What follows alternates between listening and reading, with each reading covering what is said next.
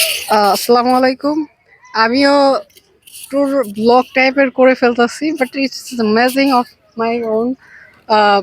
I am right now his here Bangladesh বিমান বাহিনী জাদুঘর। তো খারাপ লাগে নাই যে ওভারঅল শুধু প্লেন আর প্লেন, আবার বাচ্চাদের জন্য আছে অনেক খেলার স্পেস আছে।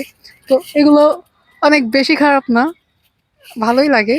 তবে একা একা আসলে বা ফ্রেন্ডদের সাথে আসলে এই জায়গাটা অনেক বেশি সুন্দর হবে না আপনার জন্য।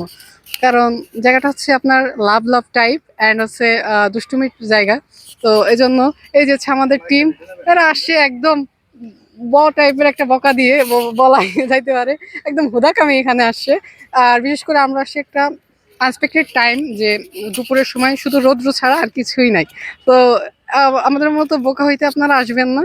আসলে আপনারা বিকেল টাইমটা আপনারা সুইটেবল করতে পারেন। আর হচ্ছে এখানে যদি আপনারা আসেন, বিশেষ করে আপনারা ভ্যাকেশন ডেতে এসে লাভ নাই, কাজ এখানে অনেক ভিড় হয়। বাট আমরা আজকে, বিশেষ করে আমি আমার অফিস ফাঁকিতে এসেছি। ফাঁকি না বলতে পারেন, যে একটা কাজ ছিল বাইরে ড্রাইভিং এর জন্য, বাট ওটা করতে পারি নাই। I am fail. বাট মন ভালো করার জন্য এখানে আসছি।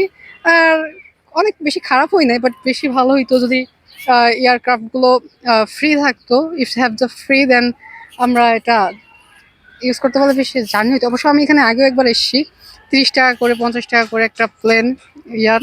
আচ্ছা, আল্লাহ হাফেজ।